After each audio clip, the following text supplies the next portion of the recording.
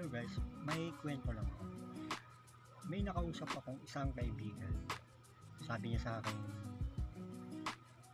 "Pre, kung magkakapera ka, anong babaguhin mo sa mukha mo?" So hindi na ako nag-isip. Sabi ko, wala. Tapos nagulat sila. Ayaw mo magpapogi. Sabi ko, hindi ko naman kailangan yan. Alam mo kung bakit? Kasi baka hindi na ako asal ng mga tao. Kung saan ako nakilala, doon ako. Nakakontento ako kung ano yung mukha na binigay sa akin ng Diyos. Hindi ko kailangan baguhin, wala akong kailangan patunayan para maging maganda sa paningin ng tao. Basta ako, ginagawa ko ng tama yung mga ginagawa ko.